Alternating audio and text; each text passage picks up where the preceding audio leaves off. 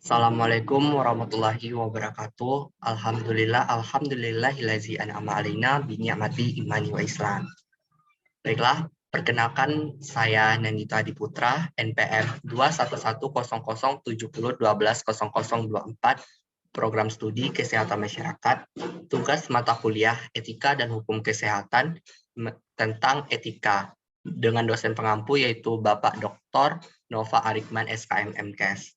Nah, pada video kali ini, izinkan saya untuk memperkenalkan membahas 5 topik bahasan, yaitu diantaranya yang pertama, definisi etika, kemudian yang kedua, etika filosofis dan etika teologis, yang ketiga, cabang-cabang etika, yang keempat, ruang lingkup etika, dan yang kelima, metode pendekatan etika. Baiklah, langsung saja masuk materi pertama, yaitu definisi etika. Perkataan etika atau seperti lazim disebut etik berasal dari bahasa Latin yaitu etika. Ethos dalam bahasa Yunani artinya norma-norma, nilai, kaidah, ukuran bagi tingkah laku yang baik.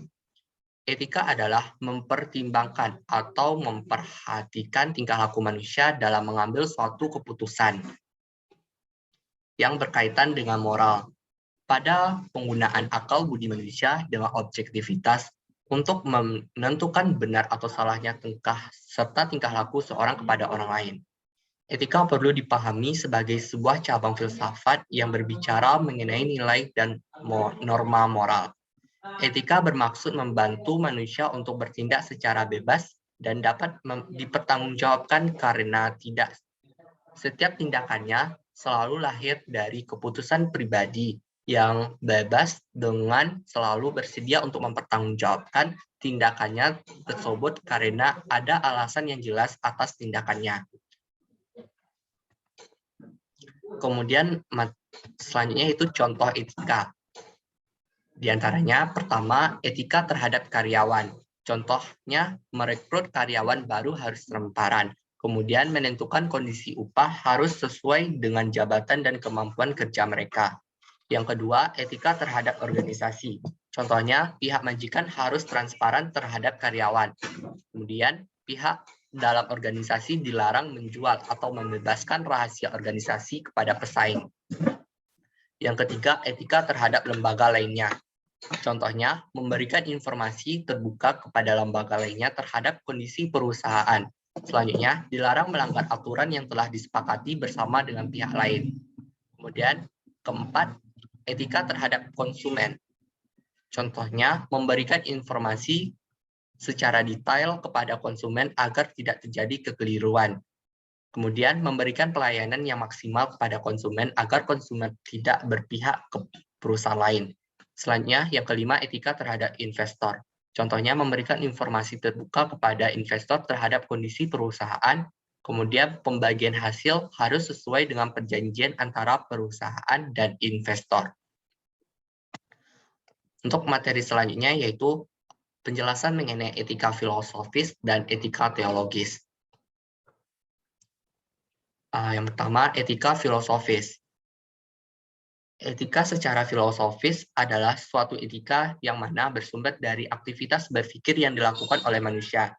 Artinya, etika merupakan bagian dari filsafat.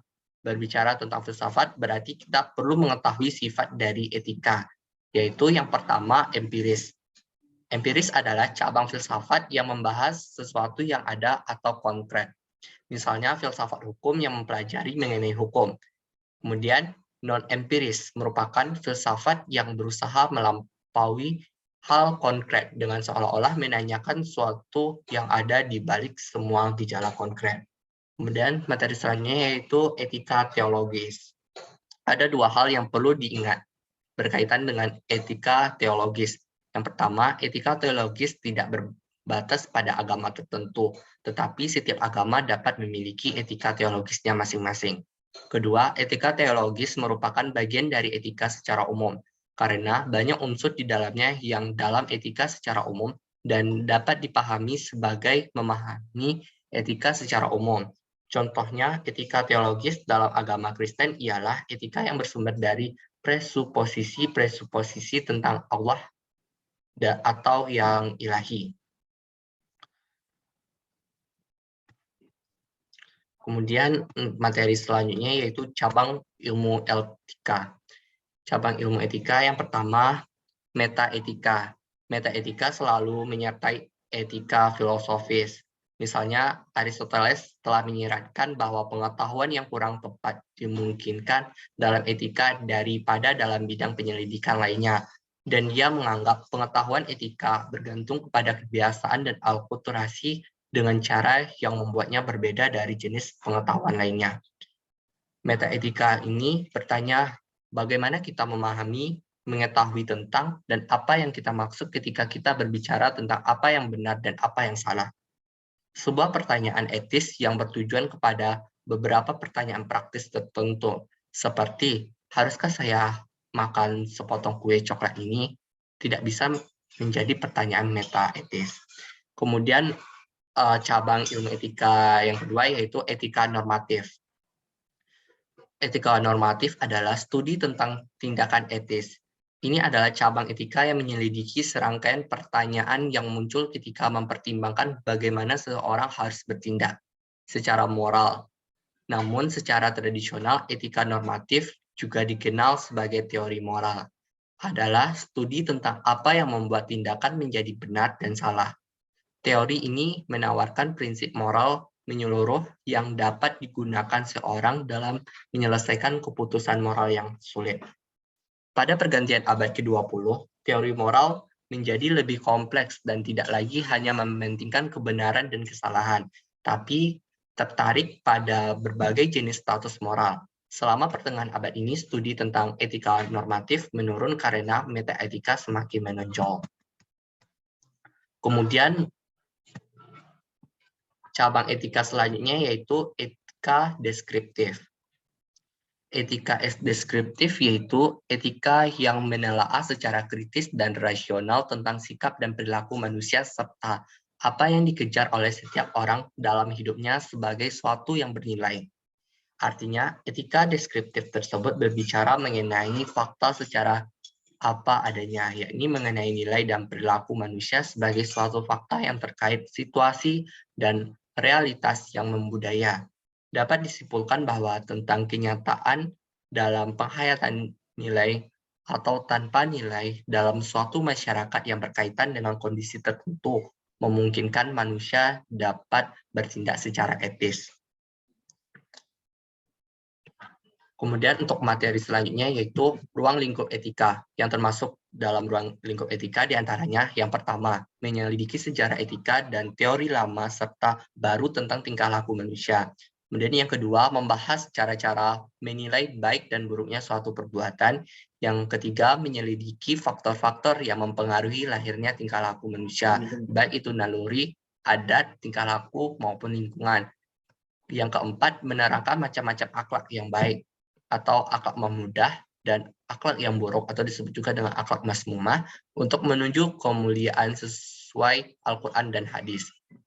Kemudian yang kelima yaitu menyelidiki faktor-faktor penting yang mencetak, mempengaruhi, dan mendorong lahirnya tingkah laku manusia yang meliputi faktor manusia itu sendiri, fitrahnya atau nalurinya, adat kebiasaannya, lingkungannya, kehendak dan cita-cita suara hatinya, motif yang mendorong berbuat, dan masalah pendidikan akhlak. Kemudian untuk materi selanjutnya yaitu metode pendekatan etika. Metode etika. Metode yang dipergunakan dalam etika adalah metode pendekatan kritis.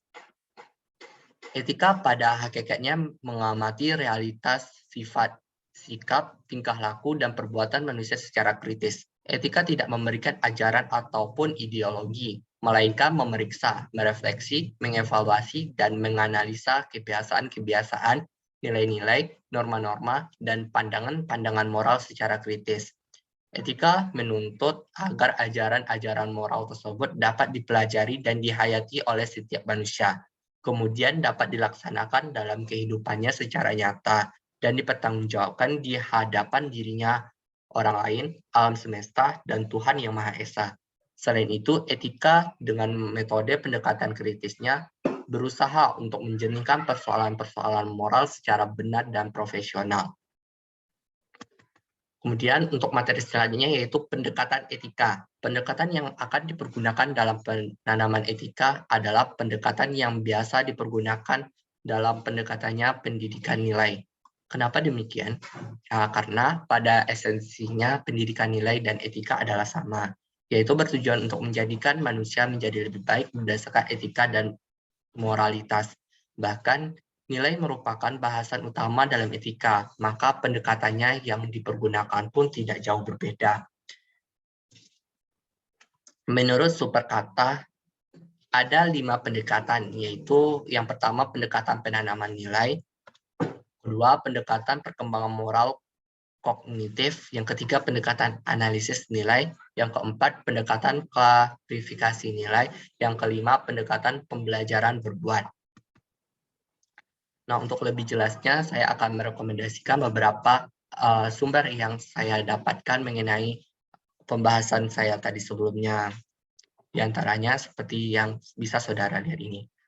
Nah, baiklah, itulah yang dapat saya jelaskan pada video ini mengenai topik bahasan yaitu etika. Mohon maaf atas segala kekurangannya. Terima kasih atas semua perhatiannya. Saya akhiri dengan Assalamualaikum warahmatullahi wabarakatuh.